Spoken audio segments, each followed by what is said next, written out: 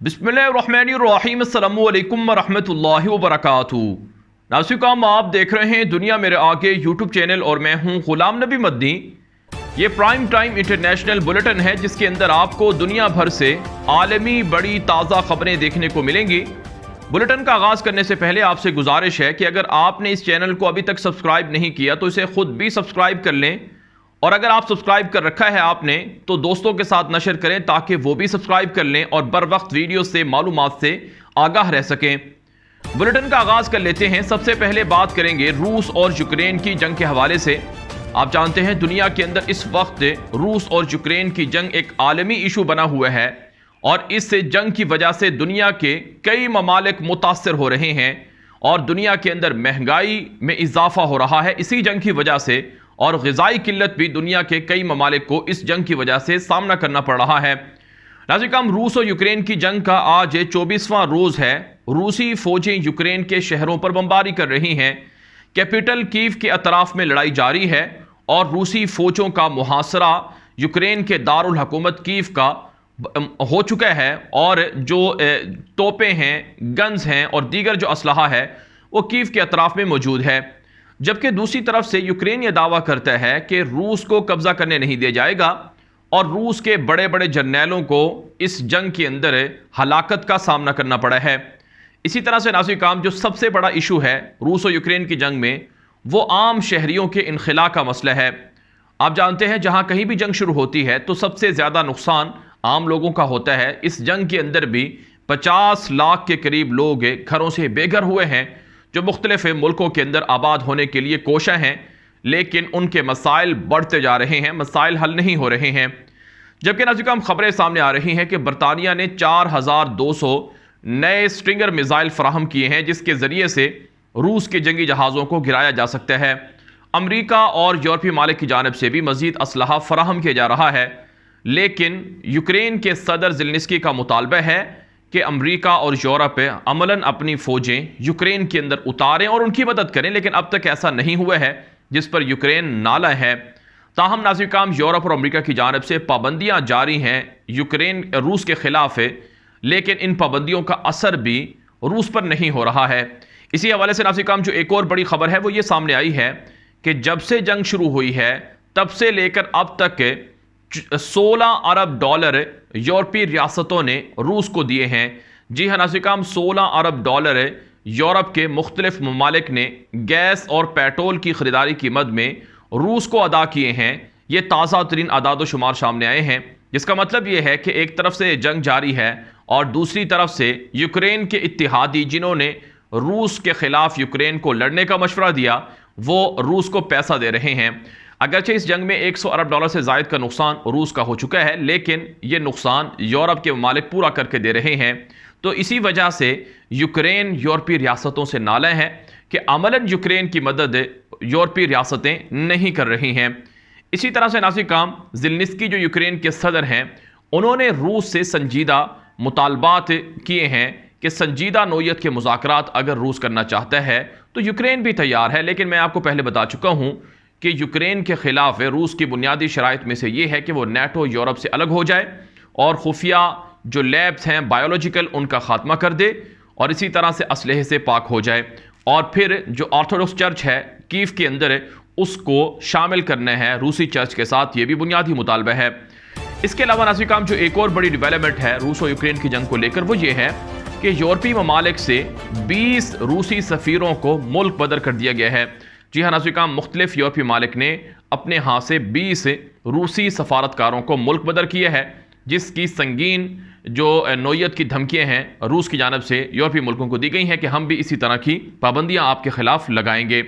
इसके अलावा नाज़रीन, जो एक और जो डेवलपमेंट है, जो एक और ख़बर है वो ये है, न्यूज़ वीक एक इंटरनेशनल मीडिया वेबसाइट है, उसके अंदर एक रिपोर्ट छपी है, कॉलम छपा है, मजमून छपा है, जिसके अंदर यह कहा गया है कि रूस और यूक्रेन की जो जंग है यह मशरक़ वुस्ता तक वसी हो सकती है। मशरक़ वुस्ता के कई ममालिक इस जंग की लपेट में आ सकते हैं और इसके लिए जो खुफिया ताकतें हैं वो प्लानिंग भी कर रही हैं। हमारी प्रेडिक्शन यही थी कि अफ़गानिस्तान की जंग के बाद कहीं और जंग शुरू होगी, चुनाचे ऐसा ही हुआ और हमने रूस और यूक्रेन की जंग शुरू होने के बाद कहा था कि ये जंग मशरक़ वस्ता और यूरोप के दीगर ममालिक तक और मज़ीद मुल्कों तक भी फैलेगी। यहाँ तक कि चाइना ताइवान की जंग हो सकती है, पाकिस्तान भारत की जंग हो सकती है, इसराइल ईरान के दरमियान लड़ाई हो सकती है, सऊदी अरब ईरान के दरमियान लड़ाई हो सकती है। चुनाचे अब मुख्तलिफ आलमी मीडिया पर भी यही रिपोर्टें नशर हो रही हैं। वाराणसी का हम बात कर लेते हैं अमरीका और चाइना के बाहमी ताल्लुकात के हवाले से। आप जानते हैं रूस यूक्रेन की जंग की वजह से अमरीका को अपने इत्तिहादियों से काफ़ी मसाइल का सामना करना पड़ रहा है। वो इत्तिहादी जो अमरीका के साथ साल हा साल से चल रहे थे, वो इत्तिहादी भी अमरीका को इस जंग की वजह से छोड़ गए हैं। और ऐसे काम रूस और यूक्रेन की जंग शुरू होने के बाद चाइना ने अलल ऐलान रूस का साथ देने का ऐलान कर रखा है और रूस पर जो अमरीका और यूरोप की मौशी पाबंदियां हैं, इनमें भी चाइना रूस की मदद कर रहा है। और इसी तरह से राशि काम जो एक और बड़ी डेवलपमेंट है वो ये है कि रूस और यूक्रेन की जंग को लेकर चीन ने भी अपने पत्ते खेलना शुरू कर दिए हैं। चीन की जानिब से सऊदी अरब से और दीगर अरब रियासतों से पेट्रोल की बजाय चाइनीज़ करेंसी युआन में जो पेट्रोल की खरीदो फरोख्त है उसका ऐलान किया गया है। गोया डॉलर के अंदर जो पहले पेट्रोल की खरीदो फरोख्त होती थी उसको ख़त्म किया जा रहा है और जिससे डॉलर की बादशाहत ख़त्म होगी और अमेरिका को बड़ी तबाही और बड़ा नुकसान देखना पड़ेगा। चुनाचे नाज़िकाम इसी वजह से जो अमेरिकी सदर जो बाइडन हैं, उन्होंने चीनी सदर शी जिनपिंग से वीडियो लिंक के ज़रिए से वर्चुअल मुलाकात की है और इस मुलाकात के अंदर अमेरिकी सदर जो बाइडन ने चीनी सदर को ख़बरदार किया है कि हम जो पाबंदियाँ रूस के ख़िलाफ़ लगा रहे हैं, इन पाबंदियों में चाइना भी शामिल है। चाइना भी हमारी पाबंदियों का एहतराम करे और रूस को ताउन ना दे। रूस के बैंकों पर जो पाबंदियां हैं, चाइना उनका एहतराम करे और रूसी बैंकों को अपने मालियाती निज़ाम यूनियन पे के अंदर शामिल ना करे। अगर चाइना हमारी पाबंदियों का एहतराम नहीं करेगा तो हम अपनी पाबंदियां चाइना पर भी लगा सकते हैं और चाइना फिर दुनिया से कट कर रह जाएगा। इसी तरह से राष्ट्रीय काम अमेरिकी सदर जो बाइडन ने यह भी कहा है कि हम खबरदार करते हैं कि डॉलर की बजाय युआन करेंसी के अंदर चाइना पेट्रोल की खरीदो फरोख्त का मंसूबा शुरू ना करे। इससे दोनों मुल्कों के दरमियान जंग छिड़ सकती है और हालात ख़राब हो सकते हैं। दूसरी तरफ नाज़िर काम चीनी सदर शी जिनपिंग ने अमेरिकी सदर जो बाइडन को कहा है कि आप हमें धमकियां किस वजह से दे रहे हैं, हम आपकी धमकियां मानने वाले नहीं हैं। हम एक खुद मुख्तार मुल्क है और हमारे पास हर तरह की टेक्नोलॉजी है और हमने आपका कर्जा नहीं देना है, लिहाजा आप हमें डरा नहीं सकते हैं। और इसी तरह से चीनी सदर ने यह भी कहा है कि ताइवान के कार्ड खेलना अमेरिका बंद कर दे, ताइवान को अलहदा मुल्क तस्लीम करवाना अमेरिका बंद कर दे। ताइवान ये चाइना का हिस्सा था, हिस्सा है और हिस्सा रहेगा, लिहाजा अमेरिका अपनी पॉलिसियों पर गौर करे। नाज़िर काम इससे पहले अमेरिका के नेशनल सिक्योरिटी एडवाइज़र भी चीन के जो खारजा उमूर कमीशन के सरबराह हैं उनसे इटली के अंदर मुलाकात कर चुके हैं 3-4 दिन पहले।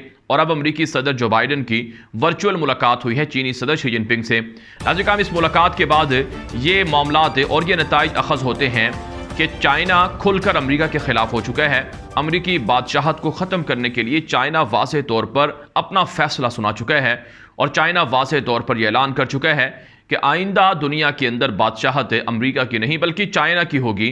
चाइना पेट्रोल की खरीदारी युआन करेंसी में, चीनी करेंसी में करेगा और दुनिया के दीगर मुल्कों को भी युआन करेंसी के अंदर ही खरीदो फरोख्त के लिए कहेगा और इसी तरह से रूस का साथ भी देता रहेगा। तो यूं नाज़िर काम अब मामलात किसी और नहज तक भी जा सकते हैं, यानी एलानिया अब दुनिया के अंदर तीसरी आलमी जंग भी शुरू हो सकती है। अगर अमेरिका घबरा कर और चाइना से बदला लेने की खातिर ताइवान की जंग शुरू करवा देते हैं तो फिर नुकसान अमेरिका को भी होगा और उनके इत्तेहादियों को भी होगा और इसी तरह से ताइवान के अंदर भी तबाही फैल जाएगी। लेकिन अब तक चाइना पिछले 20-30 सालों से तहम्मुल के साथ है और बेहतरीन होशियारी के साथ चल रहा है। चाइना ने आज तक एलानिया किसी मुल्क के साथ जंग नहीं की है। छोटी मोटी लड़ाई ज़रूर हुई है, वो भी भारत के साथ हुई है, लेकिन एलानिया जंग नहीं हुई है। और चाइना की पॉलिसी भी यही है कि जब तक पूरी दुनिया पर मौशी गलबा हासिल ना कर लिया जाए, किसी भी मुल्क के साथ जंग शुरू ना की जाए। तो अब नाज़िर काम ये वक्त बताएगा कि चीन अमेरिका के ख़िलाफ़ लड़ाई लड़ता है या फिर चीन अमेरिका के मुतालबात को मानता है। लेकिन बहरहाल चीनी सदर ने यह भी कहा है कि रूस और यूक्रेन की जंग को भड़काने के पीछे अमेरिका और यूरोप का हाथ है। अगर ये चाहते तो इस तनाज़े को यहीं रोक सकते थे, ख़त्म कर सकते थे। वाराणसी का हम बात कर लेते हैं कि बशार उल असद जो शाम का कातिल सदर है, जिसने 10 लाख से ज़ायद शामी मुसलमानों का खून बहाया है, 80 लाख से ज़ायद शामी मुसलमानों को शाम से बेघर किए है। बशारुल असद दरिंदे के साथ अरब रियासतों ने एलानिया ताल्लुकात शुरू कर दिए हैं। जी हाँ नाज़रीन, खबर सामने आ रही है कि 2011 के बाद पहली मरतबा शाम के कातिल डिक्टेटर सदर बशारुल असद ने UAE का दौरा किया है, मुत्तहिदा अरब इमारात का दौरा किया है, जहां पर उनकी मुत्तहिदा अरब इमारात के वली अहद से और अबू ज़हबी के जो फरमारवा हैं उनसे मुलाकात हुई है। नाज़रीन, अरब रियासतें आहिस्ता आहिस्ता शाम के बशार हुकूमत के साथ ताल्लुकात बना रही हैं और बशार हुकूमत के साथ ताल्लुकात से उन शामी मुसलमानों की कुर्बानियों को धुंधलाया जा रहा है जिन्होंने शाम की आज़ादी के लिए कुर्बानियाँ दी थीं और जो आज भी शाम की आज़ादी के लिए जंग लड़ रहे हैं। बशारुल असद के साथ UAE ने सफारती ताल्लुकात शुरू करने का, तिजारती ताल्लुकात और बाहमी ताल्लुकात प्रमोट करने का इंदिया दिया है। इससे पहले UAE के वज़ीर ख़ारजा भी शाम का दौरा कर चुके हैं और इसी तरह से दोनों मुल्कों में सफारत खानों का भी दोबारा से आगाज़ हो चुका है। दोनों तरफ सफारत खाने कौंसल खाने भी खुल चुके हैं, जिस पर नाज़रीन शाम के मुसलमानों ने इससे मुसलमानों की पीठ में खंजर घोंपने के मुतरादिफ करार दिया है। आप नाज़रीन ये जानकर हैरान होंगे कि जो अरब बहार शुरू हुई थी, जिसके अंदर ट्यूनिस के सदर ज़ैनुल आबिदीन का तख्ता उल्टा गया और मिस्र के जो सदर थे हुस्नी मुबारक उनका तख्ता उल्टा गया और इसी तरह से यमन के अंदर और दीगर जगहों पर, लेकिन बशार दरिंदे को नहीं उल्टा जा सका, नहीं उनका तख्ता उल्टा जा सका और वो आज भी इक़्तिदार में हैं। अगरचे शाम को उन्होंने बेच दिया है, यहाँ पर ईरान के जंगजू मौजूद हैं, ईरानी हुकूमत के मलेशिया मौजूद हैं और इसी तरह से नाज़रीन जो अमरीका है और उनके इत्तिहादी हैं वो भी यहाँ पर मौजूद हैं।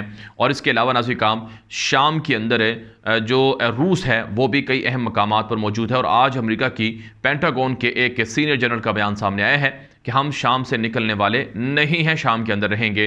तो शाम को मुख्तलिफ जो ताकतें हैं उन्होंने नोच लिया है, खा लिया है, लेकिन अरब रियासतें जो शामी मुसलमान अपोजिशन मुसलमानों के साथ खड़े हुए थे, यानी बशार के मुखालिफिन के साथ खड़े हुए थे, इन्होंने उन्हें तनहा छोड़ दिया है और बशार के साथ ताल्लुकात शुरू कर लिए हैं।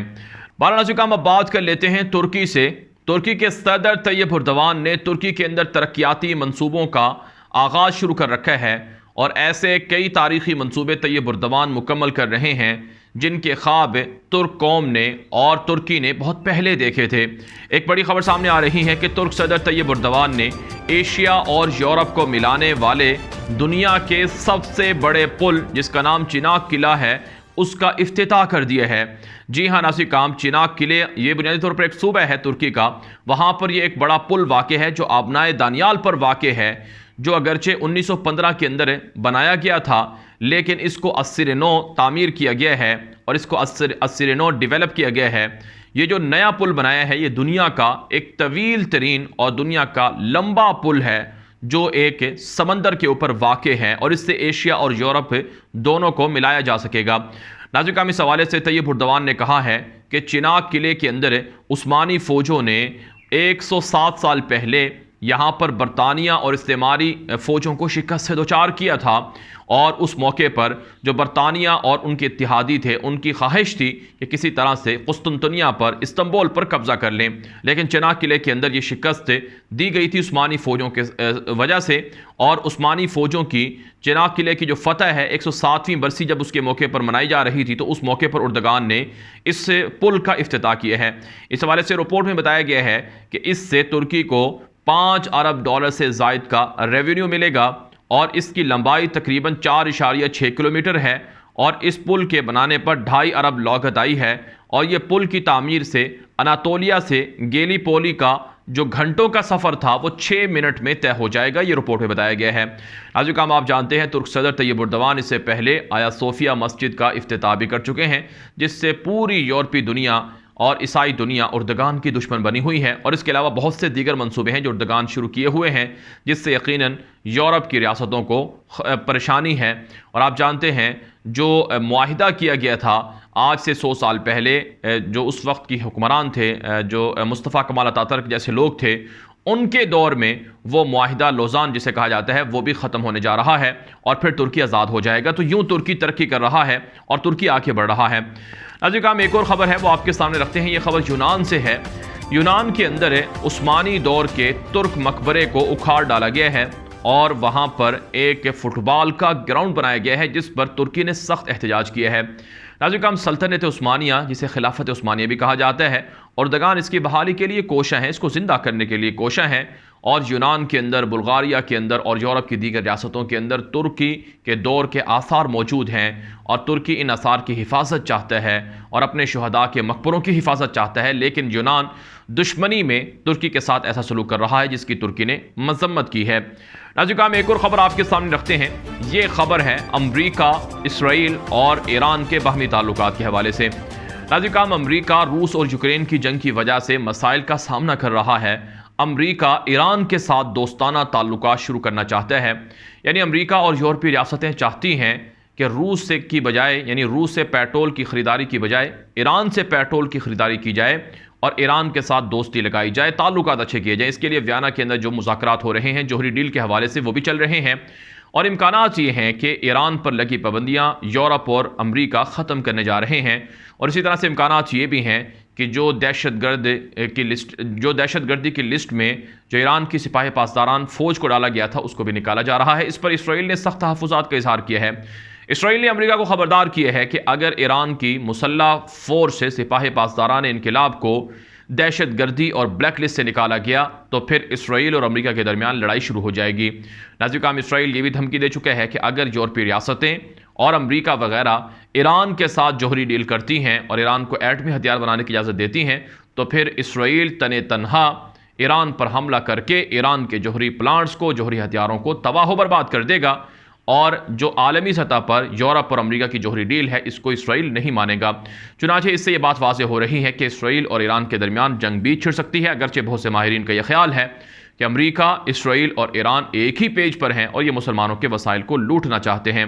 नाज़िर जो एक और बड़ी खबर है ये नॉर्वे से सामने आ रही है, जहां पर एक अमरीकी फौजी हेलीकॉप्टर गिरकर तबाह हुआ है जिसके अंदर 4 अमरीकी हलाक हो गए हैं। अमरीका की फ़ौजें इस वक्त यूरोप के मुख्तलिफ मुल्कों के अंदर रिहर्सल कर रही हैं कि कहीं रूस उन पर हमला ना कर दे, तो इस मौके पर उन्हें इन हादसात का भी सामना करना पड़ रहा है। नाज़िर अब फ़लस्तीन से बात करते हैं। फ़लस्तीन के अंदर पुरअमन फ़लस्तीनी मुसलमानों के खिलाफ इसराइल की दहशतगर्द सहयूनी फ़ौज ताकत का इस्तेमाल कर रही है। ताज़ा तरीन खबर के मुताबिक 18 मुसलमानों को गोलियां मारकर ज़ख्मी कर दिया गया है। निहत्ते फ़लस्तीनी मुसलमानों पर रोज़ाना जुल्म होते हैं, उनकी मदद कहीं से भी नहीं की जा रही है। नाज़िर जो एक और ख़बर है ये कुवैत से है। कुवैत के अंदर एक भारतीय हिंदू मुलाजमा ने घर वालों को गोबर खिलाकर, फुजला खिलाकर खाने में खिलाया है, जिसकी वजह से उसे गिरफ्तार कर लिया गया है। नाज़िर अरब रियासतों के अंदर जो हिंदू मुलाजमीन हैं वो मुसलमानों की दुश्मनी में हद से तजावुज़ कर चुके हैं।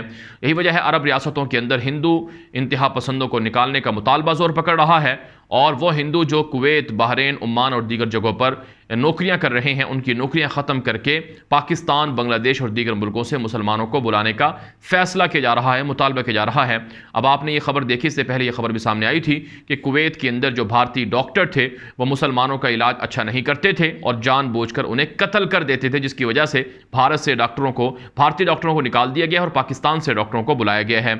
नाज़िर में एक और ख़बर है, ये अफ्रीकी मुल्क के रवांडा से है। यहाँ पर मगरिब, इशा और फजर की अजान को लाउड स्पीकर पर देने से पाबंदी लगा दी गई है और ये भी यूरोपीय रियासतों की तरह यहाँ पर भी मुसलमानों के खिलाफ इस्लाम दुश्मनी और इस्लामोफोबिया के वाक़यात की वजह से हुआ है, अगरचे हुकूमत ने इसका इनकार किया है।